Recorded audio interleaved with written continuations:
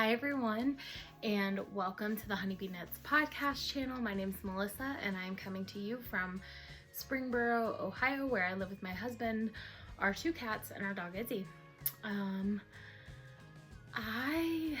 Today is Saturday, November 23rd.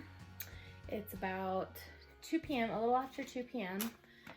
And I'm finally getting in to record a podcast. I wanted to last weekend, but instead I spent time finishing my sweater, and I love it so much, which I'll talk about that. But I have gotten so much knitting and spinning done over the past 3 weeks or so, and I'm really excited to share it all with you guys. So I'm gonna jump right in with giveaways. So the first giveaway that we have is for the Color Cow. I'm finally pulling a winner for the Color Cow, and that is a cow that I am suspending for now. I might bring it back next year sometime, but for now it is being suspended just because it's kind of hard to keep track of. It falls within the middle of the month, and I already do so many other knit-alongs that I think that one can take a break for a little bit. So the winner for the last Color Cow is number 9, which is Share 2014. So congratulations. Please contact me on Ravelry. I'm Melissa1308 with your address, and I will send you out a gift package. Now, places you can find me, I should have said this in the beginning. I'm a little out of practice and a little overwhelmed about everything that I have to share today.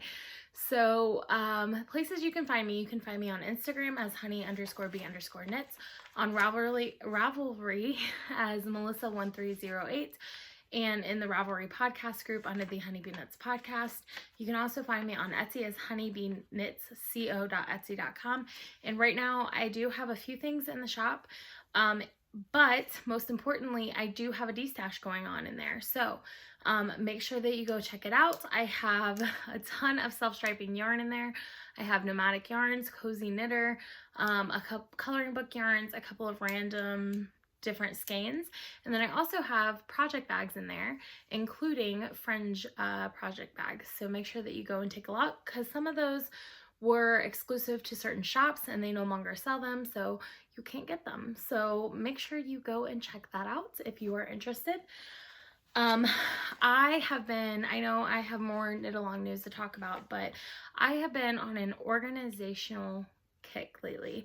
If you can't tell, these shelves up here behind me might look a bit different, and that's because I went through all my self-striping yarn and I de-stashed quite a bit. I would say about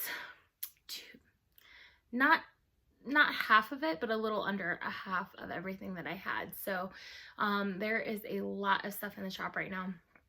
This shelf right here is all new acquisitions and sweater quantities. So I pulled a couple skeins from what I have that I will show in acquisitions, which I have a huge basket and then overflow of acquisitions to show. And then I reorganized these shelves for my self-striping yarn. So over here we have nomadic yarns.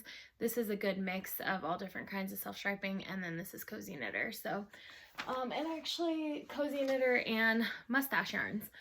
So yeah, I have been getting so much done recently, and it's been really great. So the other knit along that we have, or the other prize giveaway announcement that we have is on the last podcast I asked you guys what you guys do to de-stress, and I said I'm in a bit of a nesting mood. I was reorganized everything. I'm still doing that today, but I picked a winner from the comments, and the winner is MSN Trisha, and she said, "You look so much happier. Good for you. Self-care, annual spa weekend with my girlfriends, going on 20 maybe. Love everything about it." That's a really great way to not only relax but socialize with your friends. So congratulations. Please send me which pattern you would like, up to whatever. Just send me a pattern you would like on Ravelry and I'll gift it to you. A while back we were gifted a pattern to give away on the podcast, and I'm finally getting around to doing that. So today's question, just comment below and answer the question, and then you will be entered into a drawing to win a copy of the Snuggle Shawl. So the question is, what are some of your favorite holiday traditions that you have? I know for me, I love decorating for Christmas. It's really the only holiday I decorate for. And this year, or typically every year, I'm not allowed to put up my Christmas decorations until after Thanksgiving. I've been trying to pester my husband and get him to let me put them up early, but he says no, I have to wait. So I am waiting for that to happen. Or I'm waiting for Thanksgiving so that I can start putting this up. But he's making me wait until Thursday. Today's Saturday. So, but I am going to Hobby Lobby today because all of my advents are in, and I have a fun decorating idea to do with my advents. And I need to go get some stocking hooks for them. So I plan, after I podcast, before I start editing, that is what I'm gonna do. So comment below with your favorite holiday traditions, and whether it's Thanksgiving, Christmas, New Year's, whatever, and you will win a copy of the Snuggle Shawl. What else? I should probably put a picture in here somewhere of it so you guys know what it looks like.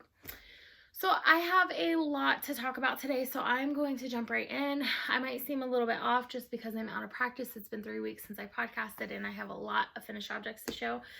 So I figured I would just jump right in. So my first finished object is this sweater, and I will get some pictures to insert in here after I finish podcasting, just because I'm like crammed in. I've got things all around me right now, so it's going to be hard for me to stand up and show you.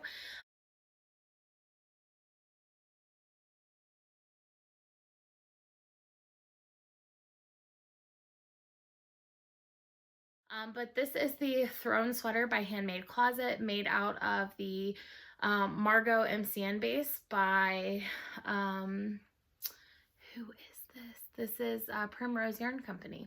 So I don't remember the colorway names, but they are in my last my previous podcasts. And I hate to do this because there are a lot of great things about this sweater. First of all, I love the colors. I love the pattern itself. I think it's beautiful. But I did have to make quite a few modifications, and there are still some issues with it that I would have liked to have been resolved. So I am going to focus on the things that I would change about this sweater if I were to knit it again, just because I know some of you had expressed interest in potentially knitting this sweater. And while I think it's a great sweater to knit, there are some things that you need to be aware of before you start knitting it. I still highly recommend it, but I also want to say that there should be probably some modifications done to it, especially if you're a bigger person like me. So the first thing I want to talk about is the sleeves. So as you can see, the sleeves fit really amazing up here. Like, oh, I just found a stitch marker. I was like, what is that?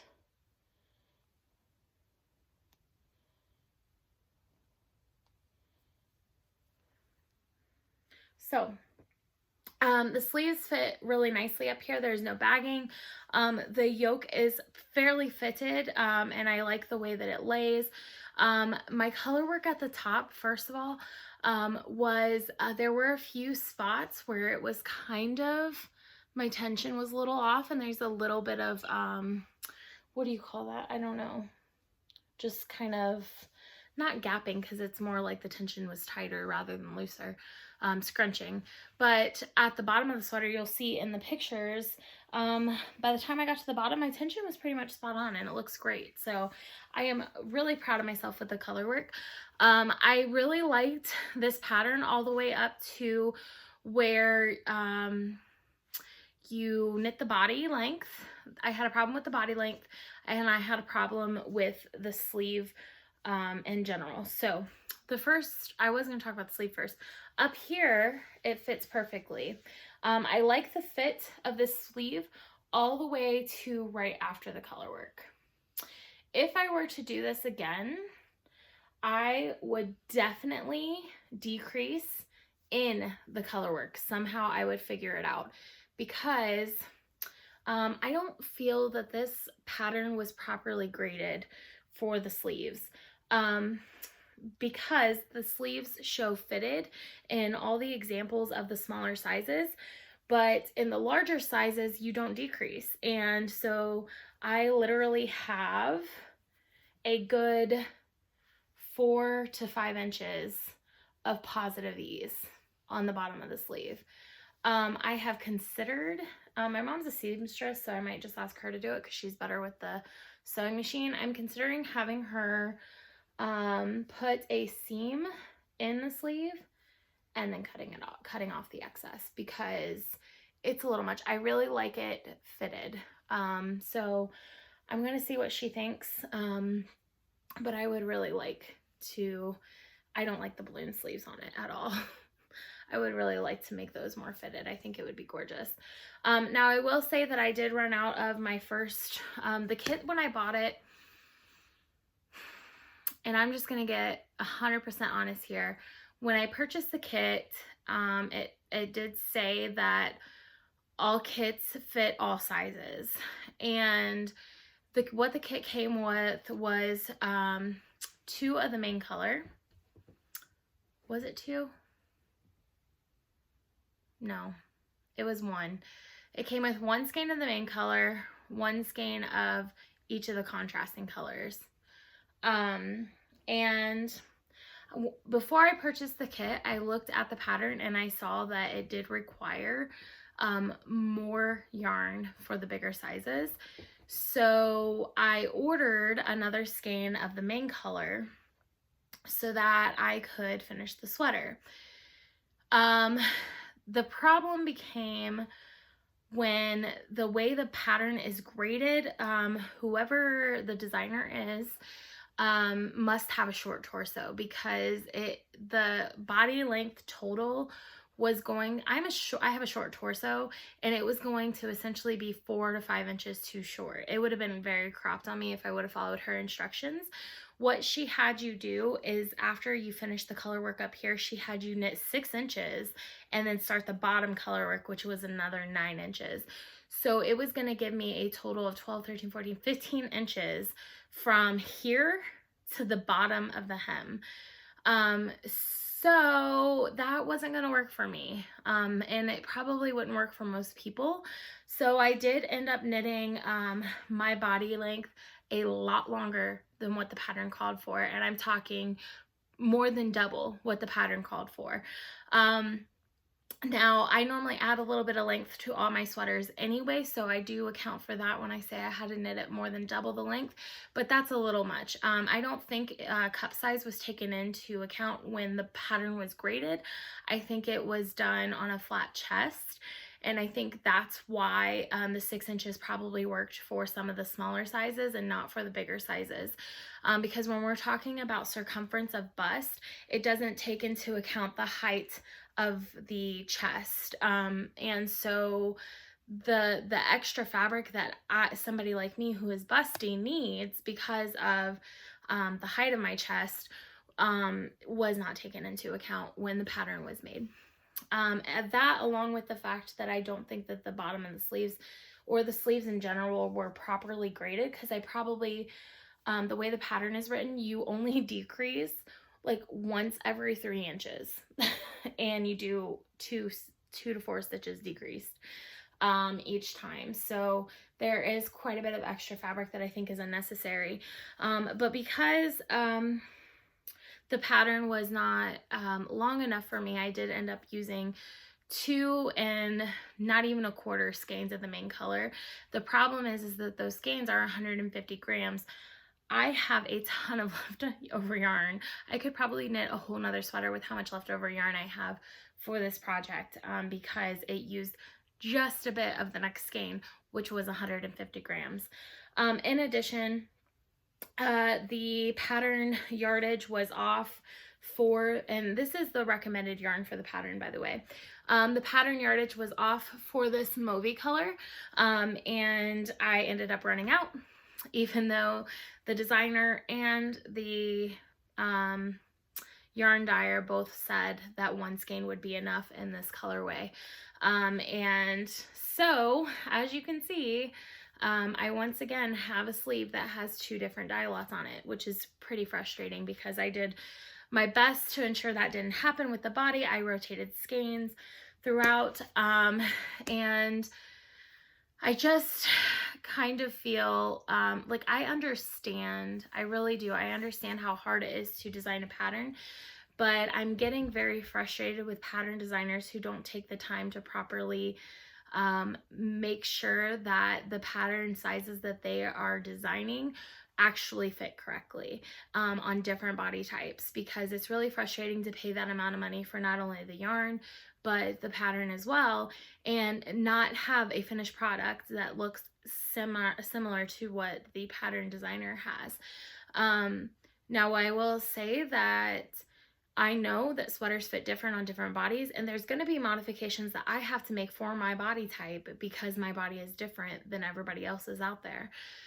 But there, with the amount of changes that I had to make with this sweater, I think that there should have been a little more attention to detail when it came to things like the pattern shows this is fitted, and I am a large woman. I have some rather large friends, and unless you have like really bad swelling in your arms, your arm isn't going to be that big.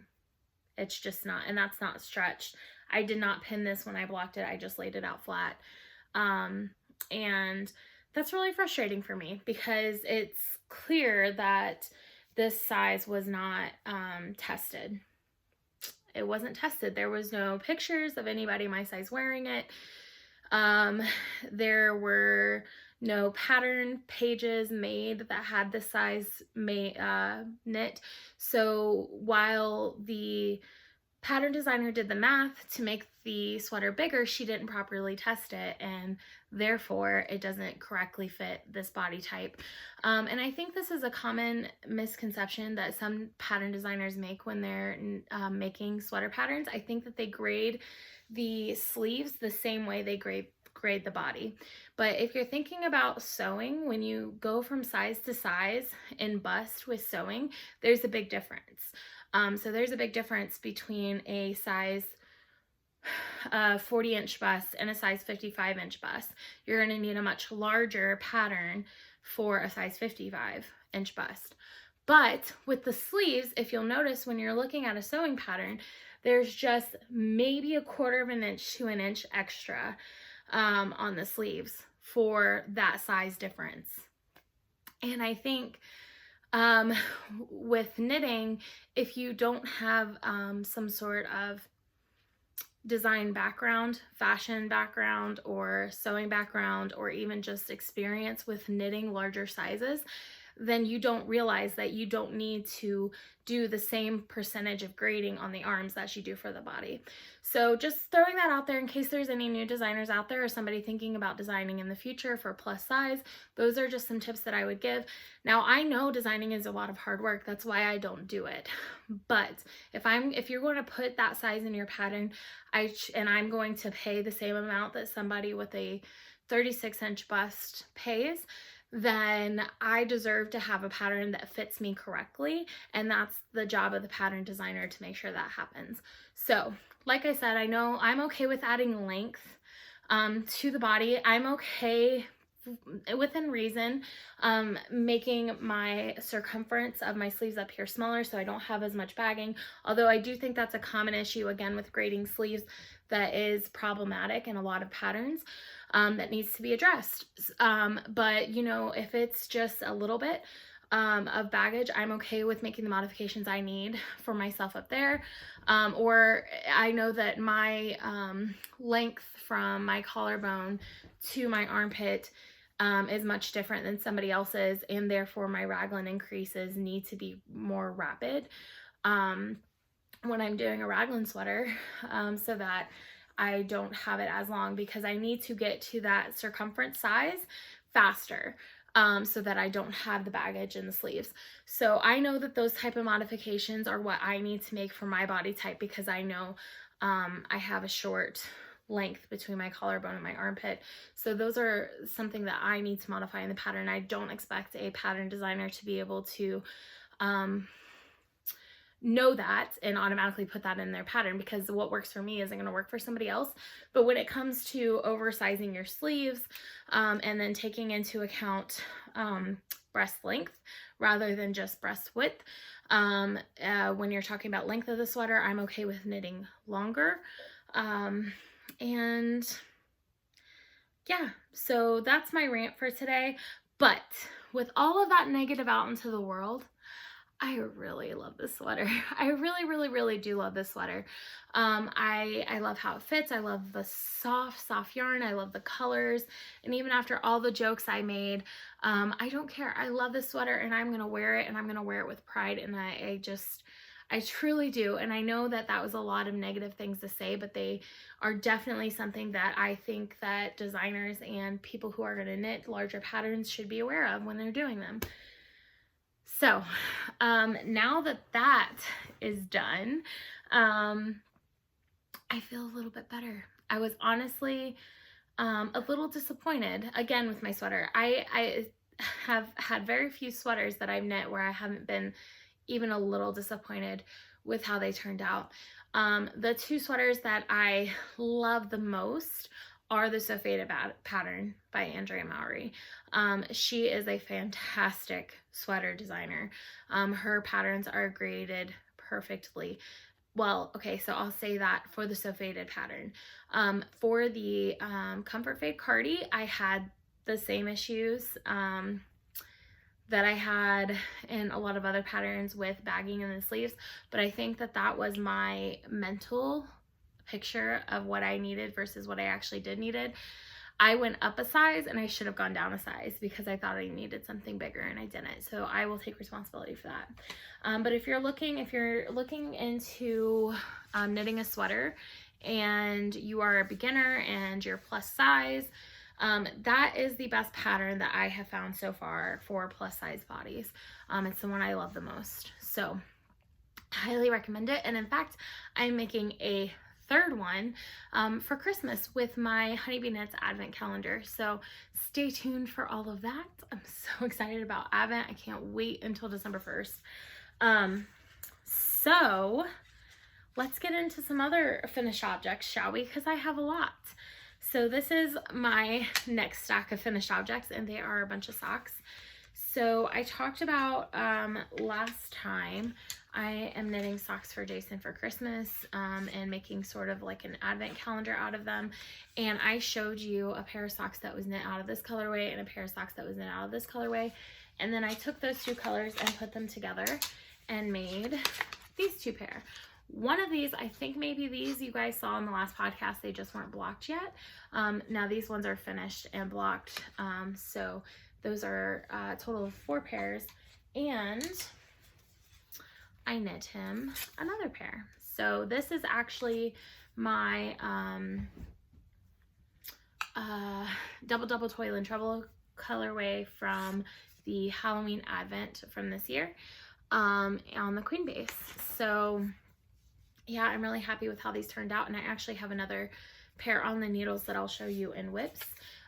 So that is 5 pairs plus the one I'm making him now. I'm up to almost 6.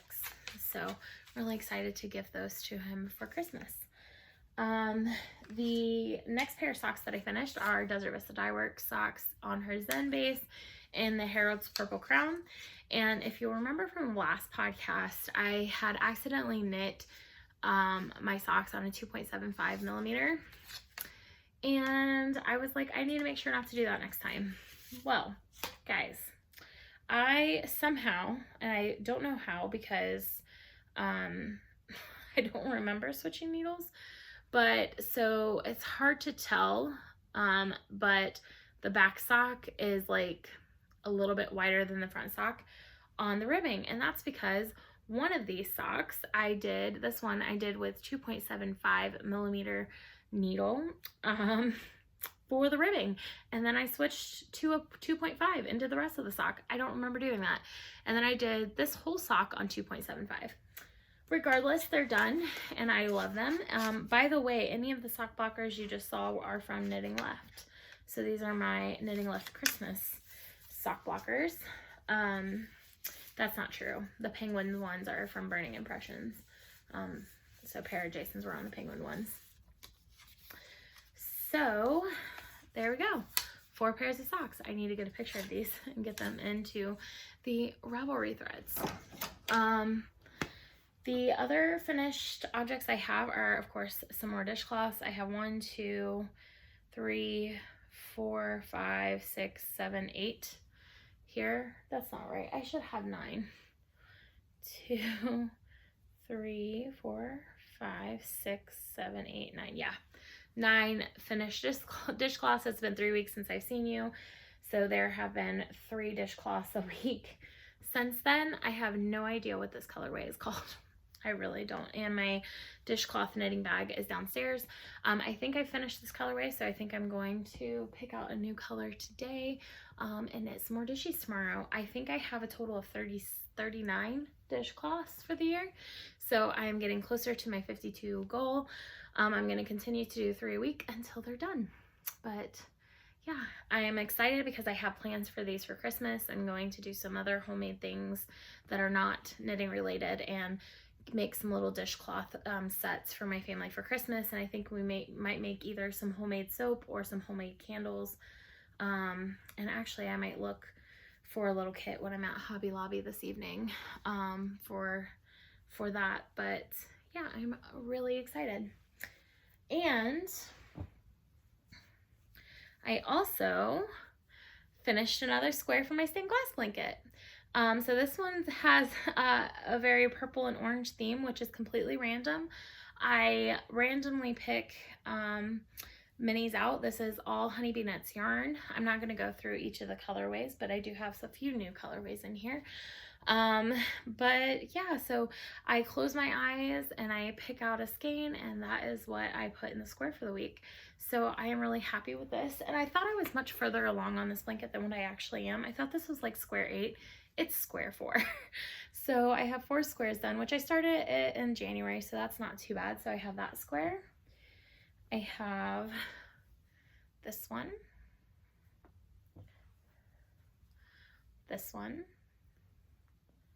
and this one. So I can't wait to get this. I think all of these are going to be really beautiful pieced together, and it's going to be made out of all of the yarn that I've dyed, so that's super special. So maybe thinking I'm probably going to need 9 squares total at least to finish the blanket, maybe 12.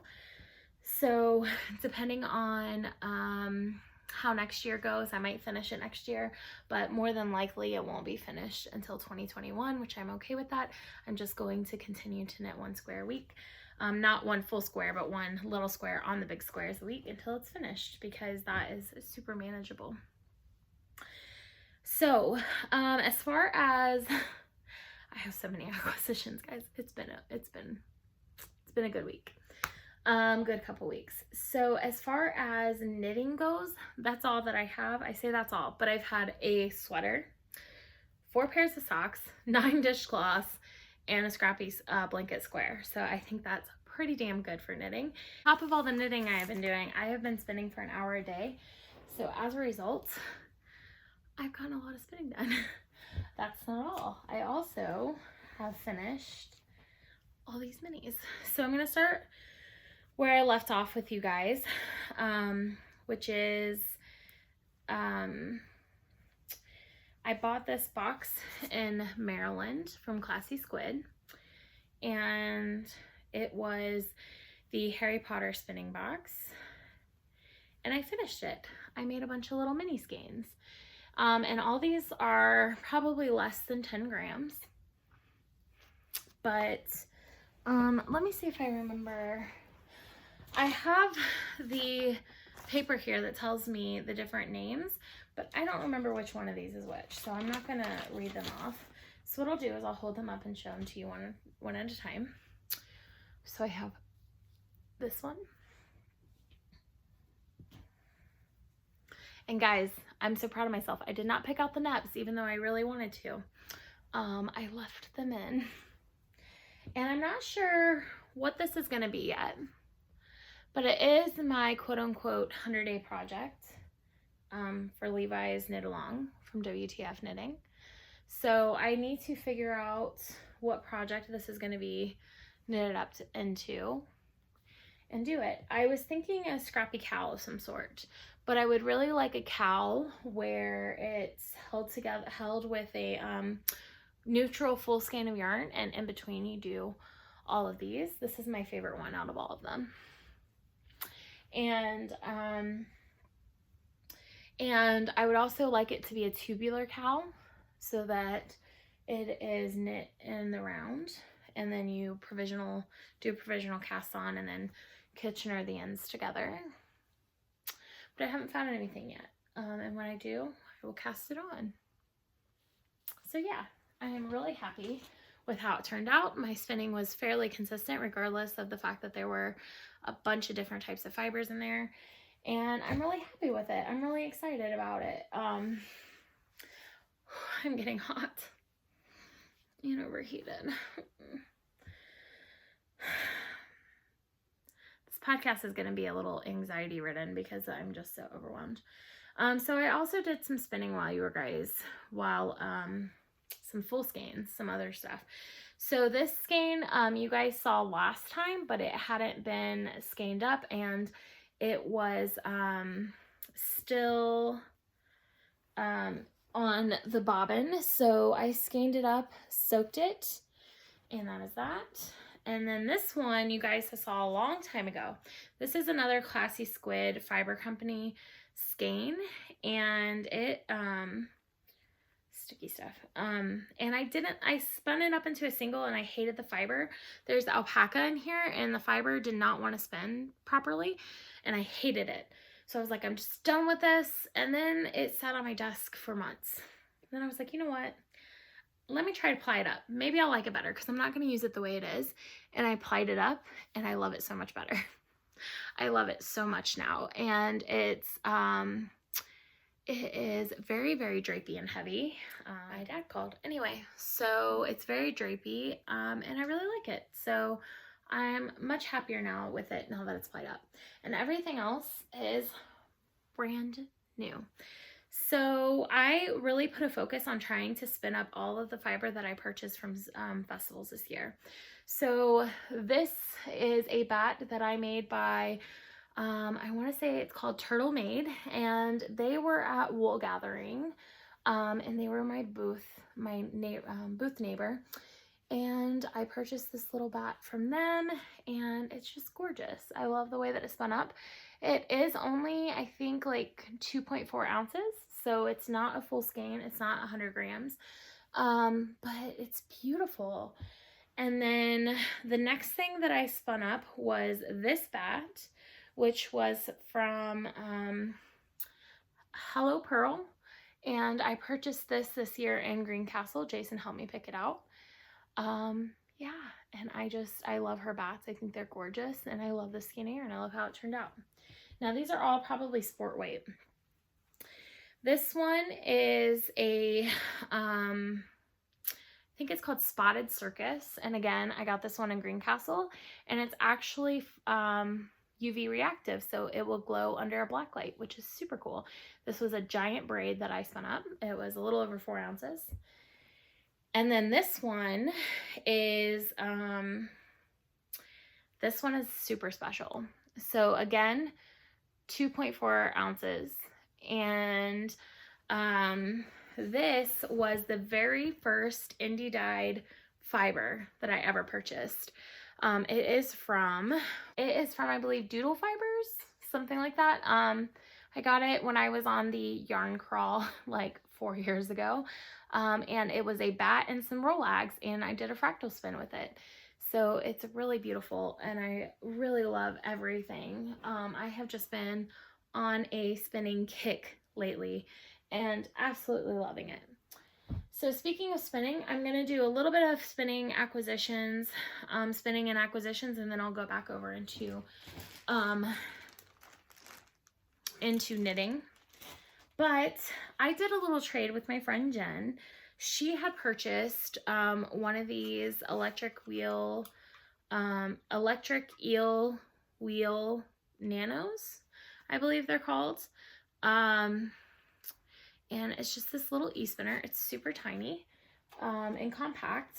And I purchased this, or I traded with her for this because I couldn't remember how many spinning advents I had purchased, and I attempted to purchase bobbins for my spinning wheel, but the company is not being responsive, and it is a National Custom Spinworks wheel. The bobbin and the wheel itself is all aluminum, so you can't just find regular bobbins. And I had considered purchasing some wood or 3D printed bobbins to see if they would work on it. But before I could do that, Jen offered a little trade. And I was like, sign me up. So she gave me this, and I'm going to be dyeing up some yarn for her. And she didn't only send me that, she sent me a ton of other stuff. So the first thing that she sent me was this little Rolag sampler that I spun up. And it's just really beautiful. I'm not sure whose fiber it was. But I think I'm going to include this in with my Harry Potter ones just because it seems to fit in there. And she sent me some other fiber. She sent me a big bag of Rolags from the Woolly Witch, and they're gorgeous. And I actually purchased more of these so that I can make a bigger skein, but I've already started to spin those up, which is why I was like, let me go ahead and show this in the whip section. So it's beautiful, and I have a bunch more downstairs because I'm going to make a giant skein out of it. And then she sent me some more Rolags from the Woolly Witch, rainbow Rolags, and then this one I think is called something River. I can't remember what it's called. But I love the Woolly Witch Rolags. I highly recommend them if you're a spinner. She sent me this braid from Walnut Farm Designs, and it is called Water Lily, and it is gorgeous, absolutely gorgeous. So that's the fiber that she sent that I'm keeping. Now, I say that because I am going to be hosting a giveaway, a spinning giveaway. So if you are interested in learning how to spin, Jen so kindly sent me a ton of fiber and some drop spindles. So I have 3 drop spindles here, but this one doesn't have a hook, so I think I'm gonna do 2 different giveaways. So I have these 2 drop spindles, and I have these 2 things of fiber. Ooh, maybe. So I am going to be opening up a giveaway thread in Ravelry, and if you are interested in winning a drop spindle and some spinning fiber to practice on, let me know, and I will draw winners on the next podcast. So go into that thread and tell me why why you think you would like to learn spinning. Yeah, it's a very broad question. It could be that you just really love the fiber arts and want to pick up another hobby. It could be that it's something you've always wanted to try but have never had the opportunity to. It could be some personal history with spinning, like maybe your grandmother or mother was a spinner. Whatever, doesn't matter. Just go in there, leave me a comment, and I will draw 2 winners on the next podcast. Did me this bag, and inside it has a felting kit. So I am not the felter. This bag is, by Thank God for Bags. It's a little Harry Potter bag. And it has a little felting kit and some little felting fibers. So this is going to be another giveaway. So if you are a felter or would like to learn felting, I will open up another thread for that and go in there and tell me again, why do you think, why would you like this? Are you a felter? What would you make with it? Do you want to learn felting? Are you taking a felting class? Whatever the case may be, throw it in there, and I will draw winners on the next podcast. So thank you so much, Jen, for all of your kind support of the podcast and your friendship. Just amazing. And for those that don't know, Jen is actually the one that knit up all my little samples for me for my shows that show how all of my colorways knit up. So I am eternally grateful to her for that. Also, along with her gift, she sent me 2 boxes full of stuff, guys. She sent me this little Christmas Grinchmas bag, which is adorable. And inside, she put all of the little bobbins for the spinner. So I have a nice little place to store them all. So I love that. She's so incredibly kind and sweet. So I did try out this a little bit. So I want to give a little review on it. So it is a very lovely, nice spinner for a beginner.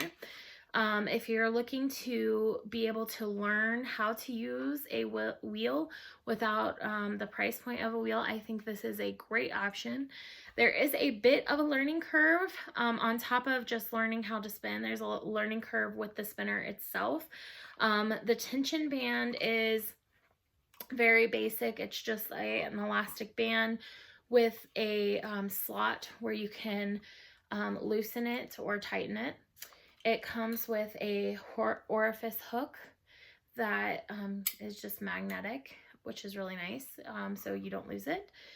And then it has a little tiny motor in the bottom. It has these holes so that you can screw it onto like a wood board or something so that it doesn't slide when you're trying to spin, which it will do. And I actually just use like a rubber oven mitt I set this on that so that it wouldn't slide around when I was spinning. The problem that I have with this, and it's not necessarily a problem with this part, is not a problem with the spinner itself.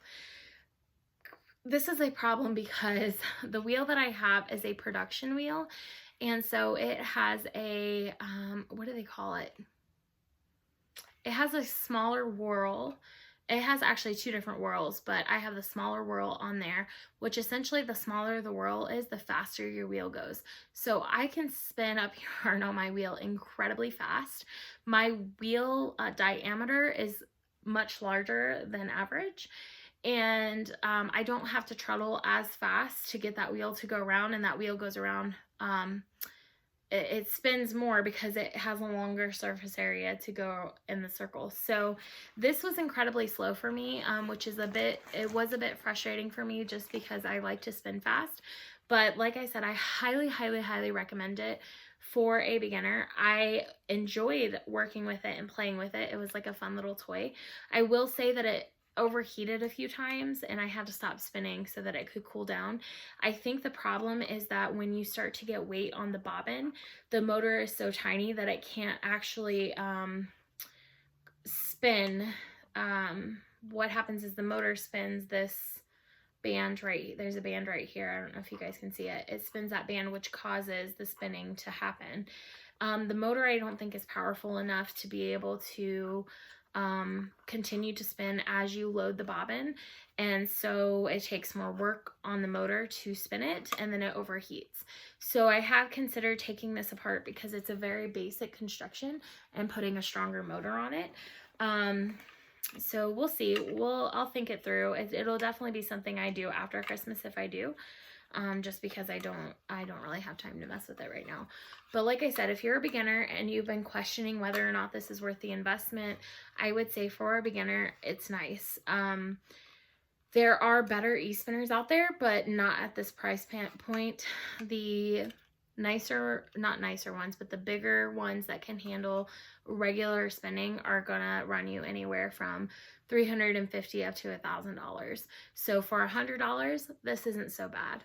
And then of course your wheels can run anywhere from $300 plus for a full spinning wheel. So if it were me, I would probably save my money and just save up for a bigger wheel. But if spinning is not something that you know that you want to do, if it's something that you want to try out first, this is your best option to start out with.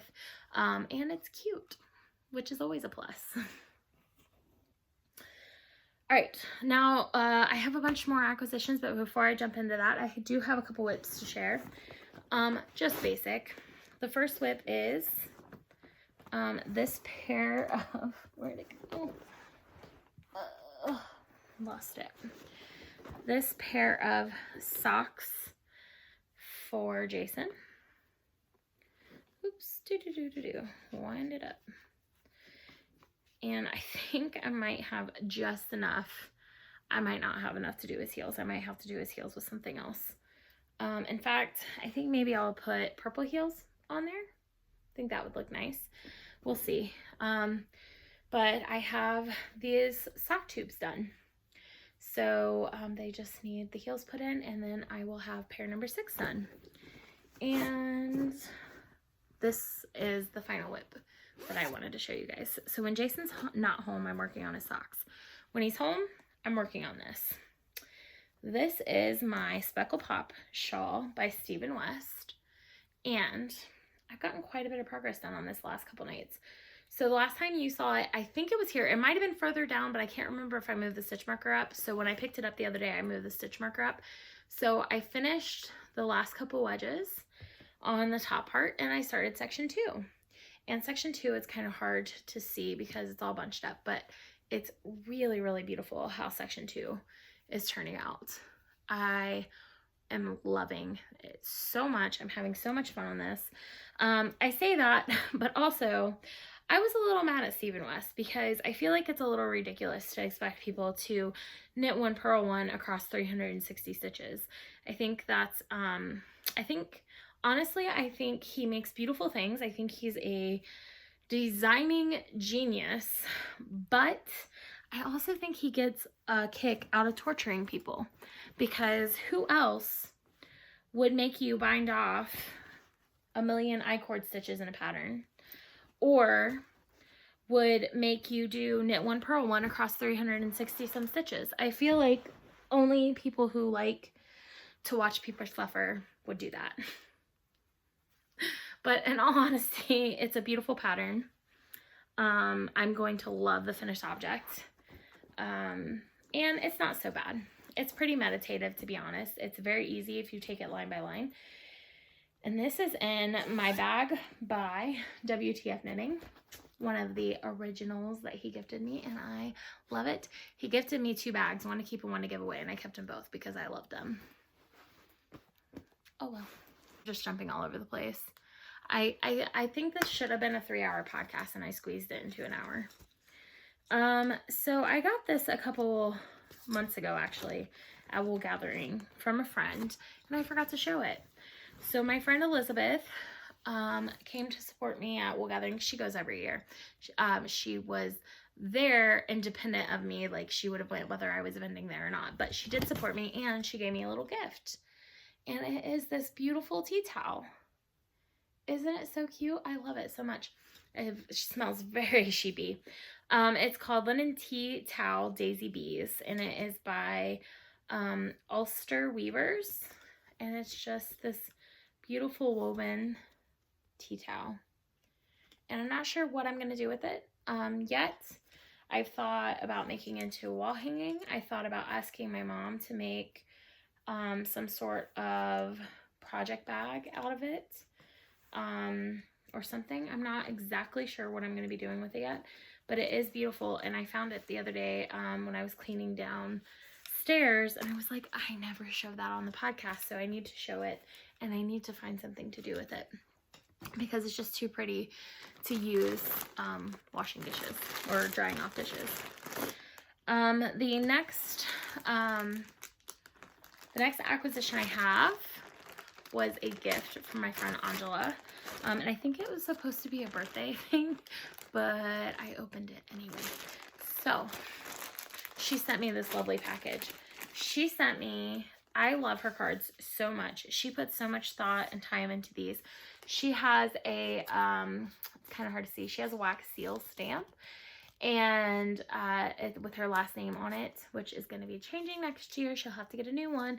But look at the colors she used. She used like a light pinky purple and a dark purple, and they swirled together, and they're beautiful. And I refused to break the seal, so I opened it at the top. She sent me a beautiful little card. And she sent me this. Oh, his glasses are falling off. There we go. I fixed it. this beautiful, okay, so let me tell you who it's from first. It's called From Making Plushies Out of Yarn. Oh wait, no, that's the slogan. It's from Craftagurumi, like amigurumi, but with craft in the name. It's Dumbledore. He's so cute, and he's one of my favorite characters.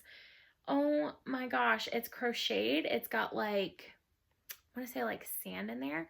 Look at his little wand under his beard. He is so adorable. The moon. Oh my gosh, I'm so happy with him. The little button eyes with the glasses. I love him, and he is going to fit in on my shelf behind me so nicely. I love him. So thank you, Angela. She sent me a little macaroon notions box. I think they twist open, or maybe they just pop open. Yeah, pop. They just pop open. Super cute and super great for your little notions to throw in a project bag, and it looks super yummy too. She sent me this little notions pouch, which actually I can use as a sock bag, from outofprintclothing.com. It's like this little library card. I love these so much. It's beautiful, and super sturdy. It's like this duck canvas fabric. Oh, it's so pretty. I love it. It's from Out of Print. So cute and so perfect. Her and Mercy and I, Mercy's 808 Knits on Instagram, are all avid readers, so we get along really well. This is from, she sent me this skein of yarn from Teeny Button Studios, Harry Potter Yarn Club, September 2017 colorway, and this is the Puffle of Puffskins colorway. Oh my god, you guys, I love Teeny Button. Her speckles are so nice, and it's pink and perfect. I love it so much. And this sock blank, you guys. She sent me a sock blank from Andre Sue Knits. Oh my god. It's so pretty. Look at it. You guys. It's so beautiful. Andre Sue Knits does such a beautiful, beautiful job. She does amazing work. But it's literally a work of art. Like, how could I ever knit this? How could I ever knit it? I, of course, eventually will knit it into something because it deserves to be knit. Look at the sparkle, the purple. Oh, it's so perfect. It is so incredibly perfect, and I love it so, so, so much. Thank you, thank you, thank you, thank you.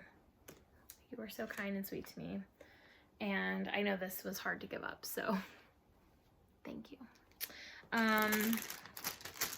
Beautiful. So beautiful. In addition, I talked about it a couple weeks ago, a couple podcasts ago. It's really hard for me to talk about without getting emotional, because there is a fiber friend in my life that is beyond generous to me, and she does so much good for so many people in this community, and she does it for, she wants nothing in return, nothing. And she gifted me a couple gift cards. And if you recall, and I'm not gonna say who it is because I think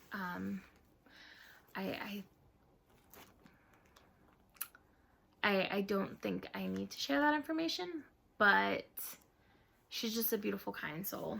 And she's been one of my friends for a while now, since I started podcasting. And she gifted me a gift card last year. If you'll recall, I had a big Lobby Anime haul at the beginning of this year. And it was because of her that I was able to do that. And she just pays it forward so much. And so she's a good reminder to me that when I am able, I should always pay it forward to my fiber friends, just because it's so nice to make somebody else smile. We all have so much going on in our lives. We have so much stress and anxiety, and we have kids and family members and illnesses and so much that goes on in our lives that sometimes it's nice to be spoiled from somebody who loves you and who you love. And she does that for me, so I try to pay it back when I can. But she gifted me some more gift cards to a couple of my favorite places, and she was super sneaky about it, because we were having a conversation about yarn, and she's like, hey, I'm looking for some new yarn. What places have you heard of lately that you've been wanting to try? I fell for that. I won't fall for it anymore, because then the next thing you know, I'm getting a gift card to Farmer's Daughter Fibers and Spin Cycle, which are two amazing, amazing, amazing dyers that I have been wanting to try for a while.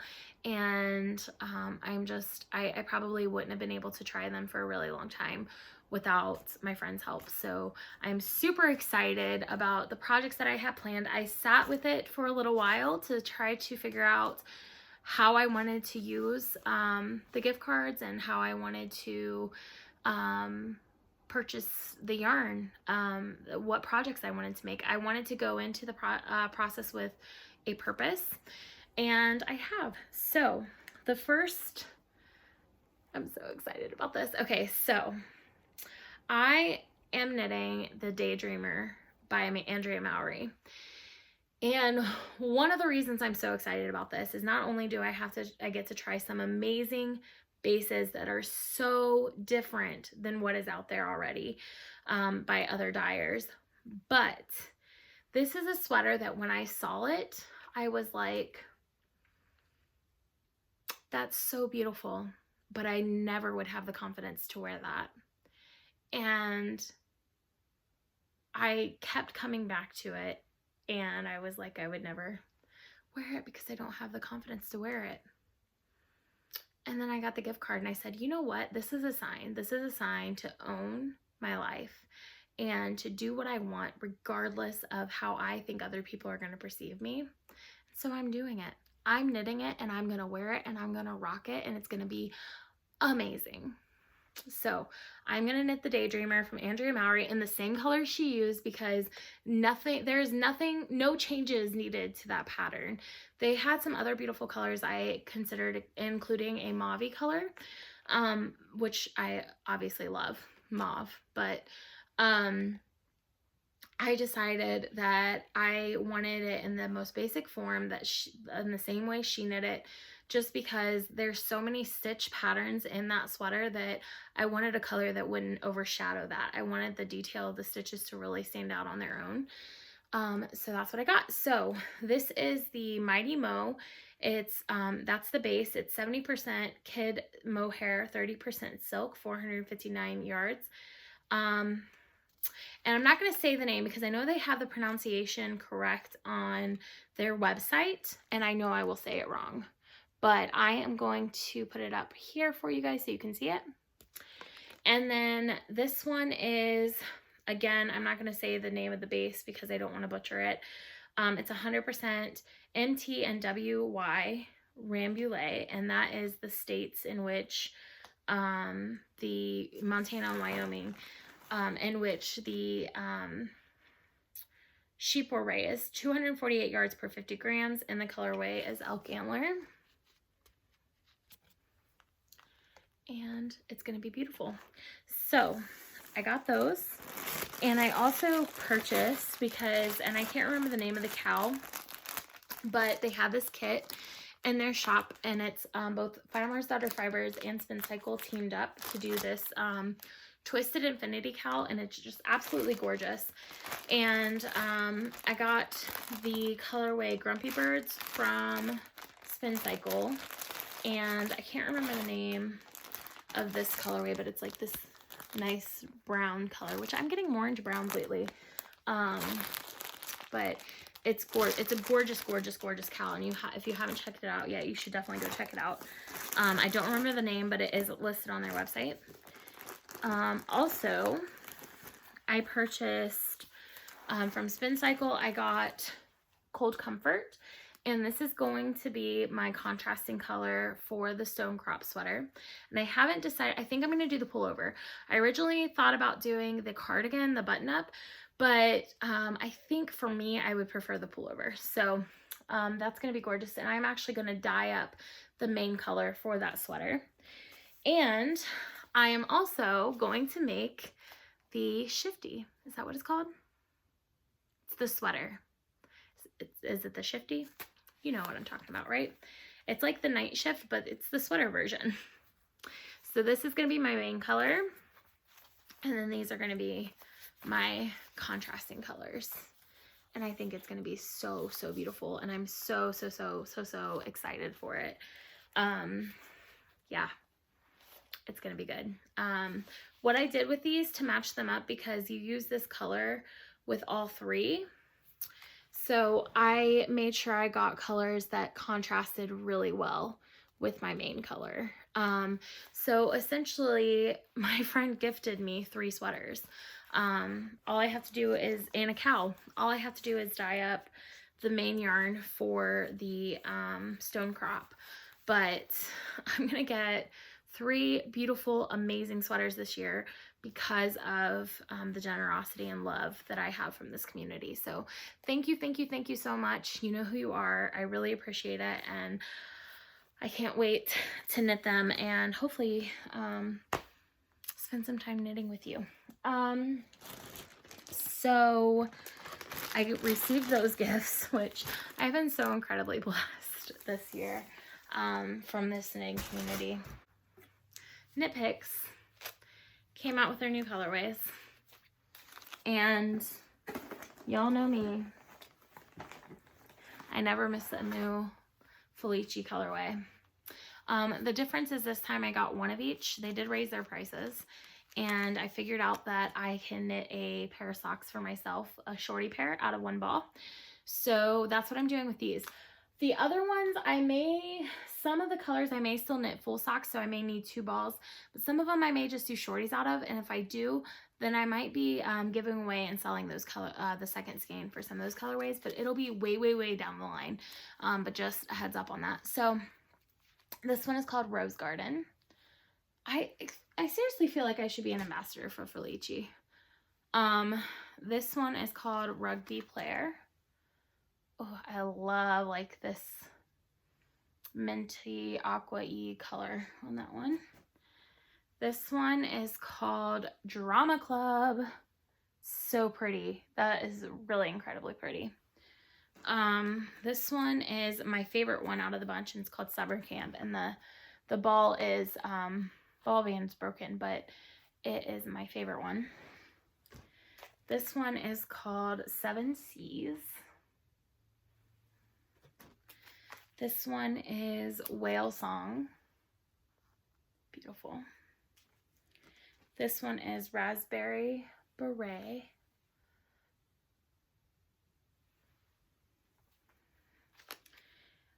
This one is called Side Pony. It's cute. I like that one. It's fun. And they really came out with some different colorways this time. They're either their last update or the one before. I was so disappointed with, because I'm like, these look the same as their other colorways. It's just one stripe different. These are really good. This one was my favorite. It's so stupid. And they're ugly to me colors, but it was my favorite one. I love it. It's called Hamburger. I think these are going to be socks for me, because I don't think Jason would wear these colors, but I will wear them probably. I don't care that it's ugly. I just like the idea behind it. This one is called Endless Summer, which hard to tell you, but summer's not endless because winter is here, my friend. Thunderstruck, which I think Jason would like these. I think he would like socks out of those. And then this one is another pretty one called Test Pattern. Very pretty. I like that one. And this one was a freebie if you spend over $75 or more, which me and my friend, she ordered some too. I got hers in here. And we just put our orders together so that we could get the free one, and we're splitting. We each got a skein of this, and it's called Present. It's really pretty. You could only get this if you ordered $75 or more on their site, which I clearly did not have a problem doing.